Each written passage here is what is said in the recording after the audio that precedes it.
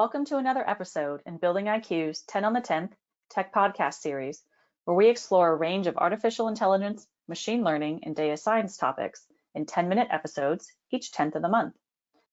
Today, I would like to welcome back Building IQ's data scientist, Dr. Ray Xu, whose work to interpret complex algorithm results drives the company's solutions for some of the most challenging issues facing the buildings industry. Ray, good to have you with us again. Well, thanks for having me. Great to be here. So Ray, tell us a little bit about some of the interesting things that you're working on lately at Building IQ. So one of the things we've been working on is to estimate the remaining useful life of HVAC equipment. So HVAC is a big complex system. It has a lot of equipment. It has a lot of fans, pumps, filters, dampers, valves, etc.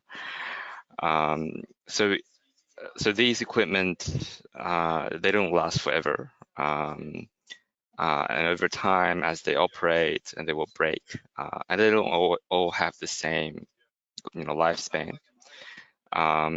So I guess if we can estimate when they will start to break, then we can sort of plan our maintenance schedule a bit better. So that's one of the things we've been working on. So this concept of remaining useful life is interesting. Tell me, Ray, how are these expected lifetimes for various pieces of equipment? How are they calculated today? Yeah, that's a good question. So there are several different ways. I guess the simplest is to just look at the data sheet that's provided from the manufacturer. Usually there will be an estimate of the lifespan of these equipment. So the manufacturer will have like more ways than us to estimate the lifespan of this equipment. And it's sort of an average value and doesn't consider how much you use them in your particular case. But it's a start. Okay, got it. So, Ray, give us a simple example then of how machine learning would be used to make these predictions instead. Okay, so a simple example, which I guess it's not, nowadays people say machine learning, they immediately think about modeling, deep learning, but I guess this is still, I guess you can say this is still machine learning, which is really to track the change in operation. And one of the examples is the filter in an air handling unit. So normally, as the filter carries out its functions, it filters out the dust, and the dust will be collected on the filter. And over time, there will be more and more dust on the filter, and then you'll be required to change the filter.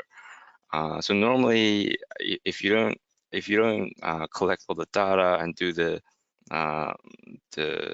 cloud-based analytics and all that, then you need a technician on site to check the filter and see if it's dirty or not. And if it's dirty, then you change it. If it's not, then okay, maybe just let's use it for another month or something. But if we have the data, then we can, in this particular case, we want the pressure difference across the filter, and we can track the change of this data point. As there's more dust on the filter, it's harder for the air to push through it, and the pressure difference across the filter will rise. And if we track the change, then we can know things like when the filter is changed, and how long it's roughly going to last before it needs to change. And that tracking of this change is actually, there will be some, regression involved because, the buildings usually have a schedule, and the pressure difference across filter is not always fixed value. If the building is off and there's no air flowing, then there's no pressure difference. So you see this data as in, first of all, it would follow the schedule of the building, and then on top of that, it will have another trend, which is a longer trend that shows that the degradation or collection of dust in the filter. And part of the machine learning is try to extract that trend. So that's one example. Okay, understood. So that simple example helps set the stage, I think, for giving us a more complex example. If we're talking about remaining useful life of HVAC assets and pieces of equipment, what would be a more complex example where machine learning is aiding in this calculation? Yeah, so a more complex example would involve the classification of a time series or multiple time series data, where we kind of look at we kind of collect this data of many equipment, and we look at if there is a particular feature that would indicate that the equipment is about to break. And if we detected those features, using machine learning and classification, then we can say that this equipment is about to break in this amount of time. You better get planning, get the resource ready to either check it, or manual inspection, or to just schedule a maintenance or a fix. These algorithms are adding another layer of potential estimation and prediction of when these assets are going to fail. Let's say a manufacturer estimates 10 years and the algorithm estimates 7. What would a Building IQ customer do with that information? Yeah, that's a very good question. So basically, all this estimate of remaining useful life, they are all statistics and probability. So the data sheet from the manufacturer is not wrong. It's looking at all this equipment, and statistically speaking, it will last 10 years, and when it reaches that 10 years, the chance of it breaking down is pretty high. But if we add on top of the data we collect and changes that we track, then we can give a better estimate of that remaining useful life. It might be longer, it might be shorter, but it's a better estimate. So you're more confident of when is it going to break. But is it 100%? Well, no, it's not. But you're just more confident than the data sheet, the value that's in the data sheet, because it's taking account into how the equipment is being operated. And I guess the fault detection piece comes in is when the equipment is about to break. So this is like a short-term prediction.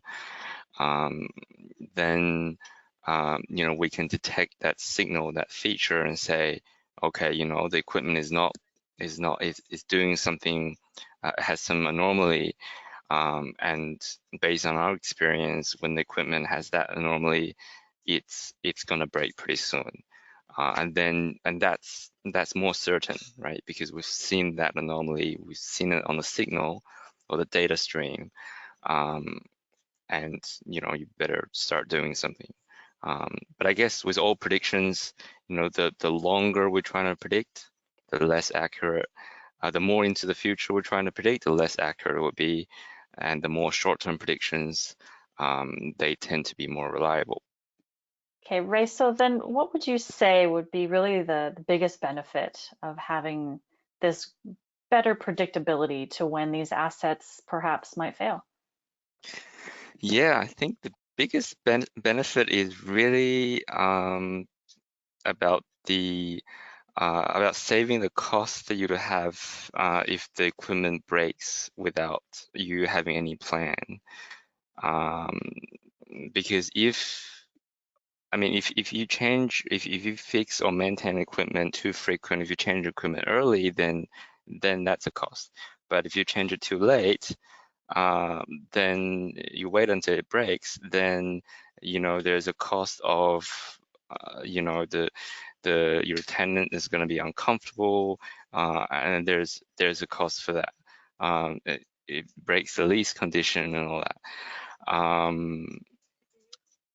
So if we can know that when is the best time to do the maintenance and the upgrade or and things like that, then that would minimize the cost in both ways, both the cost that's associated with maintenance and changing equipment too frequently, and also the cost of wait until the last minute until all hell breaks loose.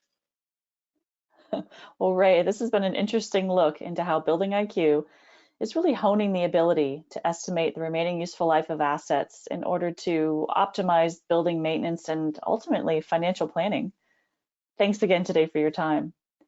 To listen to other Building IQ 10 on the 10th Tech Podcast episodes and to learn more about Building IQ's technology-enabled services, visit buildingiq.com. Thanks everyone for listening, and we hope you'll join us again next month on the 10th.